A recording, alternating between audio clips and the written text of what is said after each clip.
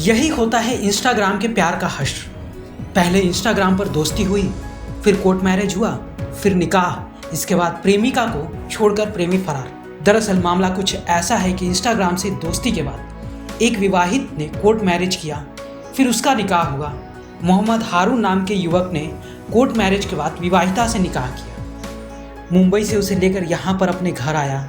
एक सप्ताह बाद उसे मुंबई पहुँचाकर वो फरार हो गया। जैसे तैसे 5 दिन पूर्व विवाहिता प्रेमी के घर पहुंची तो लड़के के परिवार वाले उसे घर के अंदर घुसने नहीं दे रहे थे। विवाहिता पुलिस की चौखट पर न्याय मांगने पहुंची, जहां उसे बेरंग लौटना पड़ा। मुंबई की रहने वाली रेखा बेगम प्राइवेट जॉब करती थी। वो मूल रूप से कोलकाता की रहने वाली थी। इंस्टाग्राम पर वीडियो बनाकर डालती थी, जिसमें उसकी मुलाकात नासिक में काम करने वाले मोहम्मद हारून से हो गई। कुछ दिनों में दोनों की दोस्ती प्यार में तब्दील हो गई। ये प्यार परवान चढ़ा। ये सिलसिला लगभग 2.5 सालों तक चलता रहा। रेखा की माने तो उसे पता चला कि हारून के घर वाले उसकी शादी करने वाले हैं, तो उससे अलग हो गई। फ़ोन बंद कर लिया तो हारून उससे खोज कर मिला और कहा, शादी नहीं करोगी तो मैं जहर खाकर जान दे दूंगा। इसके बाद 22 अगस्त 2023 को मुंबई में दोनों ने कोर्ट मैरिज कर निकाह कर डाला। वहाँ से करीब 1 सप्ताह बाद हारून उसे लेकर सुल्तानपुर के बल्दी राय थाना अंतर्गत शहजौरा आलियाबाद अपने गांव ले आया। दोनों यहाँ सप्ताह भर तक रहे। इसके बाद हारून रेखा को लेकर मुंबई गया, फिर उसे वहाँ छोड़कर फरार हो गया।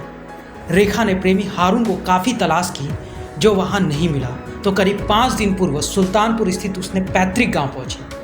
रेखा का आरोप है कि हारून का मोबाइल बंद है और परिवार वाले उसे नज़रबंद किए हुए हैं। यही नहीं, रेखा का ये आरोप भी हारून के माता पिता व बहन आदि उसे घर में नहीं घुसने दे रहे हैं।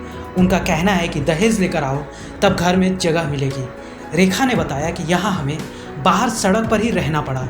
हम थाने गए, चौकी गए, डायल 112 से मदद मांगी, लेकिन सब ये कह रहे हैं कि मुंबई जाकर मुकदमा दर्ज कराओ।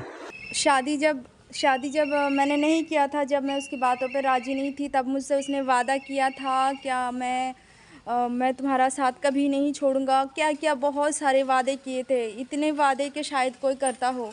मैंने बस उसकी उसी बात पर भरोसा की और इतना बड़ा कदम उठा लिया।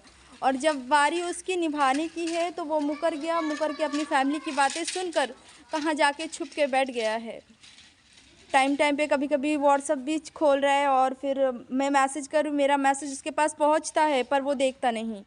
और घर वालों से बातें कर रहा है, घर वालों से उसकी बातें हो रही है और मैं उसकी आवाज़ भी सुन रही हूँ। यहाँ उस परसों के दिन बात कर रहे थे उनकी अम्मी, मैंने उनकी आवाज़ सुनी। मैंने उनकी अम्मी को बोली भी, ये हारून का फ़ोन है, प्लीज़ मुझे दो, पर उनकी अम्मी ने नहीं दिए।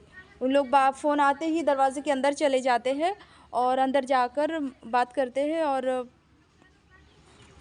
उधर एसओ बल्दी राय अमरेंद्र बहादुर सिंह ने बताया कि पीड़िता थाने पर आई थी। उसने मुंबई में ही कोर्ट मैरिज किया है, वही निकाह भी हुआ। ऐसे में मुकदमा वहीं दर्ज किया जाएगा। ब्यूरो रिपोर्ट, सूत्रकार समाचार।